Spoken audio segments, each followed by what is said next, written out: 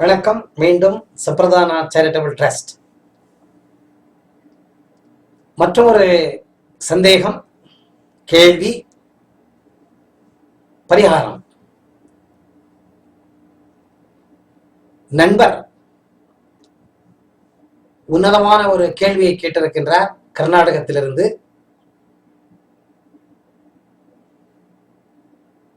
குருவே, உங்கள் வீடியோக்களை நான் ஏறக்குறைய எல்லா வீடியோக்களையும் நான் பார்த்துவிட்டேன்.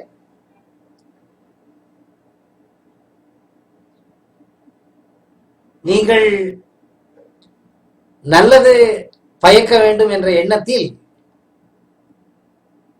யார் யாருக்கு எது பிடிக்குமோ அதை உபயோகித்துக் கொள்ளட்டும் என்ற எண்ணத்தில் நீங்கள் நிறைய வெரைட்டி மெடிடேஷன் குறித்து, தியானத்தை குறித்து கொடுத்திருக்கின்றீர்கள். நீங்கள் சொன்னதை போல நான் 1 மாத காலம் 2 மாத காலம் வகை வகையான விதவிதமான தியானங்களை அனுசரித்து எது எனக்கு சரி என்று படுகிறதோ அதை நான் ரெகுலராக பிராக்டிஸ் செய்யலாம் என்று நினைத்து எல்லாவற்றையும் நான் பிரயத்னம் செய்தேன், அட்டெம்ப்ட் செய்தேன். எனக்கு இதில் என்ன ப்ராப்ளம் அப்படின்னு கேட்டீங்கன்னா, மெடிடேஷன் 2 வகை இருக்கு. ஒன்று தியானம், இன்னொன்று கான்சன்ட்ரேஷன். எனக்கு தெரியல கேள்வி, நான் கேட்கிறவங்கள அப்படின்னு சொல்றாரு. எதையோ கான்சன்ட்ரேட் பண்ண சொல்லி சொல்றீங்க, எதையோ விஷுவலைஸ் பண்ணி சொல்றீங்க, இன்னும் சில வீடியோல சைலண்ட் ஸ்பெக்டேட்டர் மாதிரி இருக்கு சொல்றீங்க. எனக்கு இப்ப என்ன கன்ஃபியூஷன்னா, கான்சன்ட்ரேஷனே மெடிடேஷனா இல்ல மெடிடேஷன் கான்சன்ட்ரேஷனா? எனக்கு கன்ஃபியூஸ் ஆயிட்டு இருக்கு. எதை பிராக்டிஸ் பண்ணா சரி போகும்னு தெரியல, அந்த மாதிரி ஆகி போச்சு. கிளாரிஃபை பண்றதுக்கு போய் கன்ஃபியூஸ் ஆயிடுச்சு அவருக்கு. ரொம்ப அற்புதமான கேள்வி இது. ஏன்னா நிறைய பேருக்கு என்னன்னே தெரியாம பிராக்டிஸ் பண்ணிட்டு இருக்காங்க. ரொம்ப நல்ல கேள்வி கேட்டிருக்காரு. நான் இப்ப 2த்துக்கு இருக்கிற டிஃபரன்ஸ் உங்களுக்கு சொல்லிடுறேன். ஃபர்ஸ்ட் கான்சன்ட்ரேஷன் எடுத்துக்கலாம். ஃபர்ஸ்ட் மனதை பத்தி உங்களுக்கு சொல்லிடுறேன், ஏன்னா இதெல்லாம் மனதுக்கு சம்பந்தப்பட்டது. மனது ஒருநிலைப்படுத்தி எந்த விதமான யோசனை இல்லாமல் ஒரு நிலையில் ஆத்மா, மனது, உடல் 3ம் ஒருங்கிணைவதுதான் தியானம். இந்த ஒருங்கிணைவது 2 விதத்தில் இருக்கிறது. கான்சன்ட்ரேஷனும் ஒன்று. என்ன கான்சன்ட்ரேஷன் பண்றது? கேண்டில், அந்த விளக்கு ஜோதி, அதை கான்சென்ட்ரேட் பண்ணி பார்க்க சொல்லி திராட்டகா அப்படின்னு ஒரு வீடியோ போட்டிருக்கேன். இன்னொன்னு டார்கெட் கேசிங், ஒரு பேப்பர்ல கருப்பா சர்க்கிள் ஒன்று போட்டுட்டு அதை பார்க்கறது. இதுல கான்சென்ட்ரேஷன்ல 2 வகை இருக்கு. ஒன்னு வெளிமுகமா பார்த்து ஒரு ஆப்ஜெக்டை பார்த்து பண்றது, இன்னொன்னு உள்முகமா சிலவற்றை பார்த்து பண்றது, விஷுவலைசேஷன். நீங்க உள்ள போயிட்டீங்கன்னா உள்ள ஒண்ணுமே இல்லை, ஆனா நிறைய இருக்கு உள்ள, நமக்கு கண்ணுல தெரியாது. எல்லாத்தையும் விஷுவலைஸ் பண்ணாதான் நீங்க பார்க்க முடியும். அப்படின்னா இமேஜினேஷன், கற்பனை திறனை உபயோகிக்கணும். நீங்க அந்த கற்பனை திறனை உபயோகிச்சு அது இப்படி இருக்கும் அப்படி இருக்கும் அப்படின்னு நீங்க அதை ஊகம் பண்ணி பார்க்கறது, அது ஒரு கான்சன்ட்ரேஷன். இன்னொன்னு வெளியில் இருக்கிற பொருளை கண்ணை திறந்துக்கிட்டு பார்க்கறது. 2 வகையான கான்சன்ட்ரேஷன். இந்த கான்சன்ட்ரேஷன் நிறைய வெரைட்டி இருக்கு, 106 வெரைட்டி இருக்கு. அதை பத்தி இங்க சொல்ற நிறைய டைம் பிடிக்கும். இதுதான் கான்சன்ட்ரேஷன். வெளியுள்ள பொருட்களை பார்க்கறது. உள்ள பொருட்கள் இருந்தாலும் நமக்கு கண்ணுல பார்க்க முடியாது, அதை விஷுவலைஸ் பண்றது, கற்பனை திறனை உபயோகிச்சு அதை பார்க்கறது. இது ஒரு வகை. லைட்டை பார்க்கறது, கலர்ஸ் கண்ணை மூடிட்டு கலருங்களை விஷுவலைஸ் பண்றது, சிவப்பு, பச்சை, வெள்ளை, மஞ்சள். கண்ணு மூடிக்கிட்ட தெரியுமா, விஷுவலைஸ் பண்ணணும். இது ஒரு வகை. இது என்னன்னு கேட்டீங்கன்னா, இந்த மனதினுடைய நேச்சர் எப்படி இருக்குன்னு கேட்டீங்கன்னா, கங்கை நதி பிரவாகம் வரும் பொழுது எப்படி தண்ணியை அடிச்சுக்கிட்டு வருது, அதை யாராலையுமே நிறுத்த முடியாது. அணை கட்டி நிறுத்துறேன்னா ரொம்ப கஷ்டம். அது அவ்வளவு டர்புலண்டா இருக்கும், அது அவ்வளவு வேகத்துல வந்துட்டு இருக்கு தண்ணி, அதை நிறுத்த முடியாது. நீங்க இந்த பக்கம் நிறுத்துறீங்கன்னா அந்த பக்கம் போயிடும், அந்த பக்கம் நிறுத்த போனீங்கன்னா இந்த பக்கம் வந்துடும். ஜாஸ்தி பண்ண போனீங்கன்னா உங்களையும் இழுத்துட்டு தண்ணிக்குள்ள இழுத்துட்டு போயிடாது. அவ்வளவு பவர் இருக்கு, கரண்ட் இருக்கு தண்ணிக்கு. சேம் கரண்ட் இந்த மைண்டுக்கு இருக்கு. இந்த மைண்டுக்கு என்னத்தை நீங்க தடை பண்ண போனாலும் வேற வகையில திரும்பி ஜாஸ்தியா தான் போகுமே தவிர கம்மியாகாது. அதுதான் மனதினுடைய நேச்சர். ஸோ மனதை கண்ட்ரோல் பண்ண என்ன ஆகும்?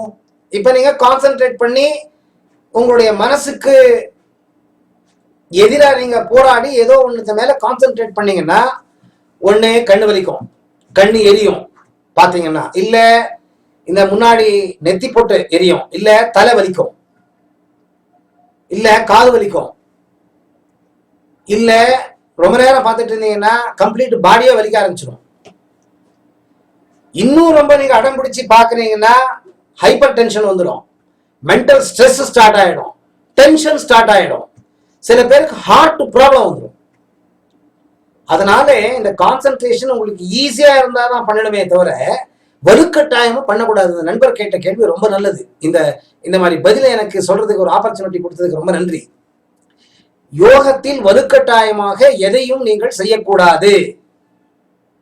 வலுக்கட்டாயமாக நீங்க எதை செய்தாலும் மனதளவில் உடலளவில் ஏதாவது உங்களுக்கு ப்ராப்ளம் வந்துடும்.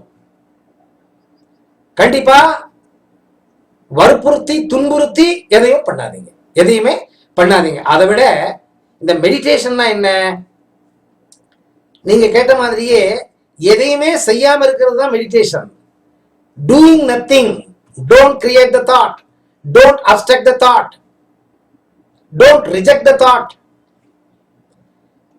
வர மன அலைகளை தடுக்காதீங்க, வர்ற மன அலைகள் கூட போகாதீங்க. நீங்களாவே ஏதாவது ஒரு மன அலையை கிரியேட் பண்ணாதீங்க. இது மூணு தான் meditation. Don't create the thought. Don't destruct a thought. Don't follow a thought.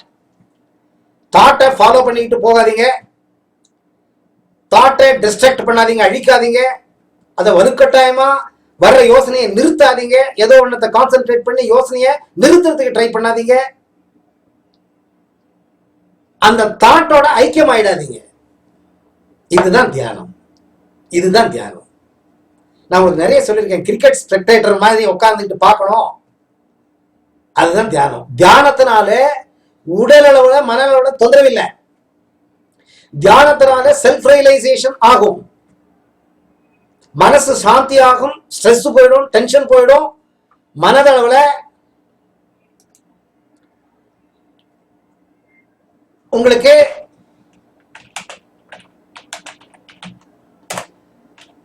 மனதளவுல உங்களுக்கு சாந்தி கிடைக்கும், நிம்மதி கிடைக்கும். ஆனா இந்த மெடிடேஷன் இந்த கான்சென்ட்ரேஷன் இருக்கே, நீங்க கான்சென்ட்ரேஷன்ல உட்கார்ந்து இருக்கிற வரைக்கும் தான் உங்களுக்கு மனசு சாந்தியா இருக்கிற மாதிரி இருக்கும். கான்சென்ட்ரேஷன்ல இருந்து வெளியே வந்துட்டீங்கன்னா திருப்பி மனசு பழைய கெட்டது போனது நடந்ததெல்லாம் யோசனை பண்ண ஆரம்பிச்சிடும். மனசுக்கு ரெண்டே தான் தெரியும், ஒண்ணு பாஸ்ட பத்தி யோசனை பண்ணணும், இன்னொன்னு ஃபியூச்சரை பத்தி யோசனை பண்ணணும். பிரசன்ட்ல இருக்காது. ஆனா மெடிடேஷன் பிரசன்ட்ல தான் இருக்கும். அந்த தாட் வந்ததுன்னா அந்த தாட் பிரசன்ட்ல இருக்கு, அதை பார்த்துக்கிட்டு இருப்போம். எதுவுமே இல்லைன்னா பிளாங்கா இருப்போம். அதுதான் மெடிடேஷன். மெடிடேஷன் பண்றதுனால வர்ற தாட்டு என்னங்கிறது நீங்க பாத்தீங்கன்னா, கெட்ட தாட்டு நல்ல தாட்டை நீங்க அப்சர்வ் பண்ணலாம். கெட்ட தாட்டு நல்ல தாட்டை நீங்க அப்சர்வ் பண்ணலாம். கான்சென்ட்ரேட் பண்ணீங்கன்னா வர்ற தாட்டையை அழிச்சிடுறமே. நீங்க உங்களை பத்தி தெரிஞ்சுக்கணும். அதாவது உங்க மனதினுடைய அலைகள் எல்லாம் அது உள்ளே அடக்கப்பட்ட அல்லது திருப்தி கிடைக்காத ஒரு நிலைதான் தாட்டு. உங்களுக்கு ஏதாவது ஒன்று திருப்தி கிடைக்காத தாட்டா வரும். ஸோ நீங்க அதை அனலைஸ் பண்ணீங்கன்னா உங்களை பத்தி நீங்க தெரிஞ்சுக்கலாம். ஆனா வர்ற தாட்டையே நீங்க அடக்கிட்டு ஏதோ மேல கான்சென்ட்ரேட் பண்ணிட்டு இருந்தீங்கன்னா செல்ஃப் ரியலைசேஷன் கிடைக்காது. என்ன குருக்களை கன்ஃபியூஸ் பண்றீங்க? இல்ல கன்ஃபியூஸ் இல்ல. நீங்க கேட்ட கேள்வி ரொம்ப உத்தமமான கேள்வி, ரொம்ப நல்ல கேள்வி நீங்க கேட்டிருக்கீங்க. கான்சென்ட்ரேஷன் பண்ணிக்கிட்டே இருந்தா மெடிடேஷன் ஆயிடுது. ஆனா கான்சென்ட்ரேஷனை வலுக்கட்டாயமா பண்ணக்கூடாது. அது சகஜமா போயிட்டு இருந்தாதான் நீங்க பண்ணணும். அந்த கான்சென்ட்ரேஷன் சகஜமா இல்லாம உங்களுக்கு ஏதாவது தொந்தரவு கொடுக்குதுன்னு தெரிஞ்சதுன்னா நீங்க கான்சென்ட்ரேட் பண்ணக்கூடாது, மெடிடேஷன் தான் பண்ணணும். மெடிடேஷன்னா என்ன? ஒண்ணுமே செய்யாம இருக்கிறது தான் மெடிடேஷன். எப்படி குருக்களே நான் தியானத்துல உயர் மட்டத்துக்கு போறது? சில நாட்கள் தான் இருக்கும் அந்த மாதிரி. தானாவே பாருங்க, கங்கை நதி ஸ்டார்ட் ஆன இடத்துல வெள்ளம் பிரவாகம் ஜாஸ்தி இருக்கும். அந்த இடத்துல நீங்க போட்லயும் போக முடியாது, நீச்சல் அடிக்கவும் முடியாது. அதே கங்கை நதி சமுத்திரத்துக்கு பக்கத்துல கலக்க வருது பாருங்க, அந்த இடத்துல காமா இருக்கும். கங்கை நதி எங்க உற்பத்தி ஆகுது? ஹிமாலயத்துல. அதே கங்கை நதி கல்கத்தால வந்து பாருங்க, நிதானமா போயிட்டு இருக்கும். அதேதான் மனசு. மனசு எப்பவுமே ஸ்டார்டிங்ல நீங்க கண்ணு மூடி உட்கார்ந்த உடனே கங்கை அலை மாதிரி ஓடிட்டே இருக்கும். அதை விட்டுடுங்க. அதை ஓடிட்டு ஓடி ஓடி ஓடி ஓடி கடைசியில கொஞ்ச நேரம் ஆன பின்னாடி நிதானமா குறைஞ்சிடும். நினைவலைகள் எல்லாம் குறைஞ்சிடும், ஒரு மட்டத்துக்கு வந்துடும். இதுதான் சீக்ரெட்டு. இதுதான் சீக்ரெட்டு. அந்த நிலை உங்களுக்கு வந்துருச்சுன்னா நீங்க உங்களுடைய நாலேஜ்னு என்ன சொல்றோம், அது அறிவா கன்வெர்ட் ஆயிடும், விஸ்டம் ஆயிடும். புரியுதுங்களா? அந்த செல்ஃப் ரியலைசேஷன் வேணும்னா நீங்க கான்சென்ட்ரேஷனை வலுக்கட்டாயமா பண்ணாதீங்க. கான்சென்ட்ரேஷன் சகஜமா இருந்தாதான் பண்ணணும். அது உங்களால முடியல, அதனால தொந்தரவு வருதுன்னு தெரிஞ்சதுன்னா விட்டுடுங்க. எது இது கான்சென்ட்ரேஷன் அப்படின்னு கேட்டீங்கன்னா, உள்ள வெளியே, வெளியில இருக்கிற சில பொருட்களை உத்து பார்க்கறது இல்ல, உத்து பார்க்கறது தான் கான்சென்ட்ரேஷன். உள்ள இருக்கிற சிலவற்றை விஷுவலைஸ் பண்றது, இமேஜினேஷன் பண்றது தான் கான்சென்ட்ரேஷன். இந்த ரெண்டு கான்சென்ட்ரேஷன், உள்ள வெளியே. தியானத்துல எந்த விதமான கான்சென்ட்ரேஷன் இல்லை, எந்த விதமான சைடு எஃபெக்ட் இல்லை. தியானம் பண்ணீங்கன்னா செல்ஃப் ரியலைசேஷன் ஆகிறது ரொம்ப ஈஸி. அது நிதானம் ஆனாலும் அதனுடைய எஃபெக்ட் நல்லா இருக்கும். ஆனா கான்சென்ட்ரேஷன் சில பேருக்கு ஆல்ரெடி பிறப்பிலேயே இருக்கும். அந்த மாதிரி இருக்கிறவங்களுக்கு எல்லாம் ரொம்ப ஈஸியா கான்சென்ட்ரேஷன் பண்ண முடியும். அவங்க மாத்திரம் பண்ணுங்க. புரிஞ்சுதுங்களா? உங்க கேள்விக்கு நான் வெளியே கொடுத்துருக்கேன்னு நான் நினைக்கிறேன். ஏதாவது ப்ராப்ளம் இருந்ததுன்னா தயவு பண்ணி எனக்கு ஃபோன் பண்ணுங்க. தேங்க்யூ.